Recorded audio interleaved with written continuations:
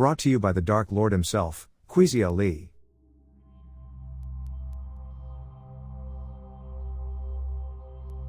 Civilization wasn't supposed to exist before 6,000 years ago, yet ancient climate data, geological anomalies, and global myth traditions all hint at a world much older than what textbooks describe. Across continents, prehistoric peoples told the same story: a golden age destroyed by sudden sky fire, rising seas, and a darkness that fell without warning. These accounts align eerily with the two-stage Younger Dryas catastrophe. This video explores that entire sequence from start to finish: Atlantis in the Ice Age, the Richat structure, the twin cataclysms at 12,800 and 11,600 years ago, the pyramid connection, the underground cities, and how survivors rebuilt the world. History may not be a straight line, it may be a cycle. At the end of the Ice Age, the Sahara was green, wet, and alive. Lakes, rivers, wetlands, and savannas stretched across North Africa, hosting elephants, hippos, and lush vegetation. Into this landscape fits Plato's description of Atlantis, a powerful maritime civilization built around concentric rings of land and water, rich in metals, agriculture, and engineering. The Richat structure in Mauritania matches these details with almost uncomfortable precision. Its diameter, erosion channels, river alignment, color stratification, and geological uniqueness make it the strongest physical candidate ever proposed.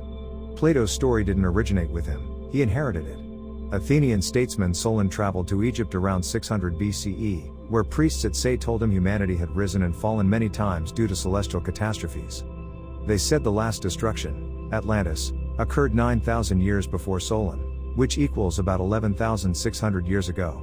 Solon brought these records back to Greece, and a century later Plato wrote them down. For thousands of years, this timeline was ignored, until modern geology validated the date. The Richat's surrounding landscape deepens the match. To its north rise the Atlas Mountains, named after a king whose name matches the first king of Atlantis.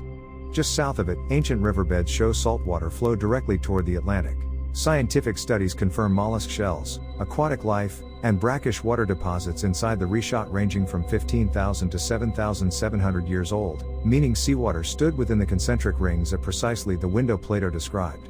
Even more astonishing, a massive seafloor slide off Mauritania dated to about 11,000 years ago suggests that tsunami of unimaginable scale struck this region. A rediscovered Roman map from the geographer Pomponius Mela labeled the region around the Richat as Atlantia, right where the Eye of the Sahara sits today. Earlier maps associated with Herodotus place Atlantis in the same region. While not proof on their own, these clues show that ancient scholars placed a legendary or real Atlantean people in West Africa, exactly where the Richat lies. When myth, maps, geology, and archaeology all overlap, we are obligated to pay attention. Atlantis, according to Plato, was not a tiny island, it was an empire of 10 kingdoms. Its capital city was a circular harbor system surrounded by fertile plains and mountains rich in metals. The Richat matches this layout: concentric rings, a natural southern opening, access to ancient rivers, and geological layers of red, black, and white stone exactly as Plato described. The region was also known for abundant gold, and historians confirm Mauritania supplied much of Europe's gold in antiquity. Even the volcanic Mount Emikusi shows water erosion cutting through a 12,000-year-old lava flow, proving catastrophic ocean flooding occurred here far more recently than mainstream science once believed. Now we enter the Younger Dryas. Around 12,800 years ago, the Earth was warming steadily out of the Ice Age.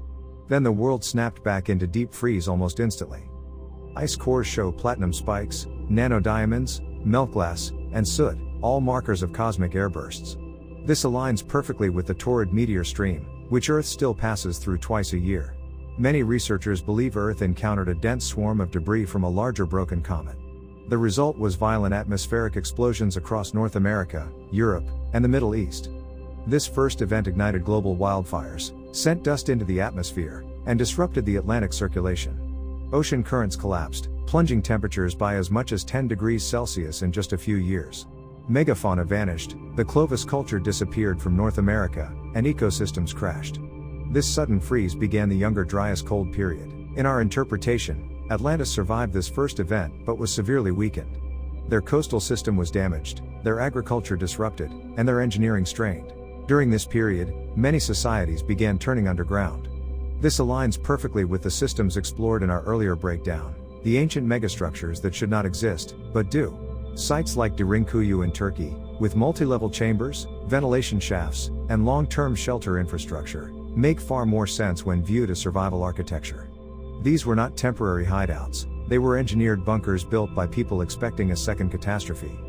For the next 1,200 years, the world remained in this frozen, unstable state.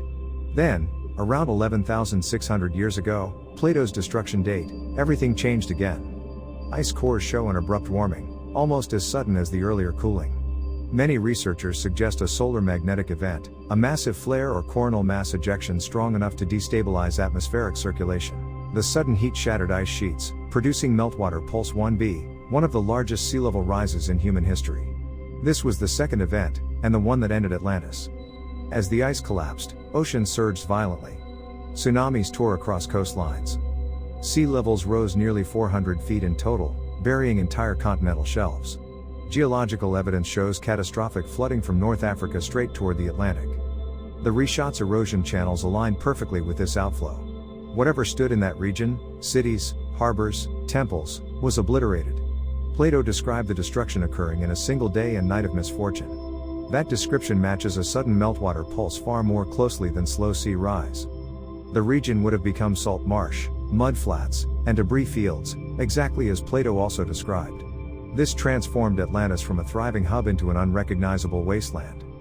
Over time, uplift and shifting terrain raised the region, leaving the Richat dry and elevated today. The survivors became legends. Egyptian priests said their ancestors were colonists from a lost civilization destroyed by flood. Mesopotamian stories tell of the Apkallu, sages who taught law, agriculture, and astronomy after a great deluge. Andean myths describe Viracocha, a bearded teacher who appeared after the world was washed clean. Mesoamerican traditions speak of Quetzalcoatl, another bearded bringer of science and ethics. These stories spread across continents, yet share the same structure: destruction, survivors, rebuilding. Egypt is the clearest example of inherited knowledge. The earliest dynasties appear suddenly with writing, architecture, and astronomy already advanced. They spoke of a first-time Zep-Tepi, when gods walked the earth and established the blueprint of civilization.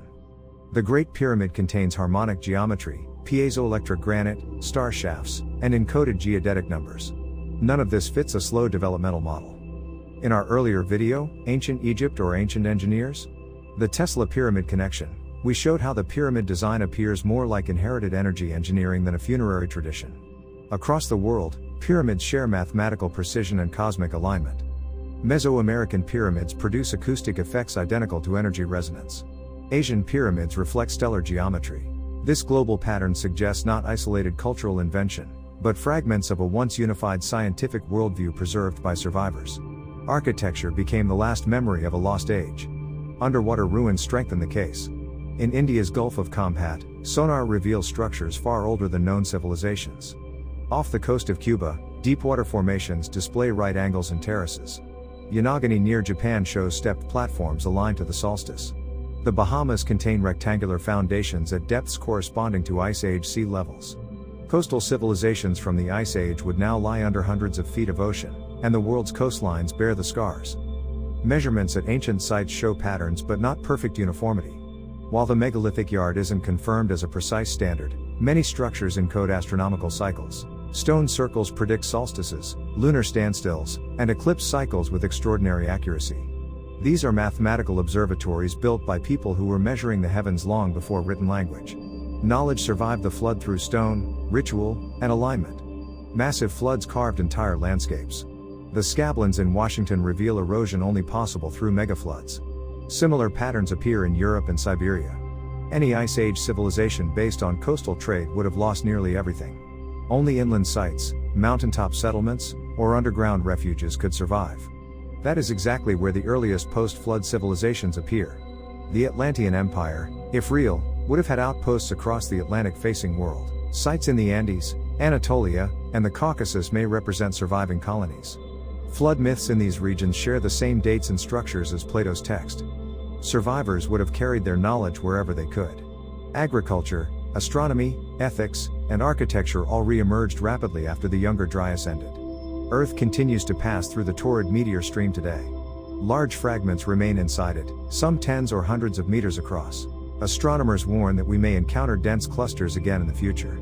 The Younger Dryas catastrophe may not have been a one-time event but part of a recurring cosmic cycle. Ancient warnings may have been based on real experience.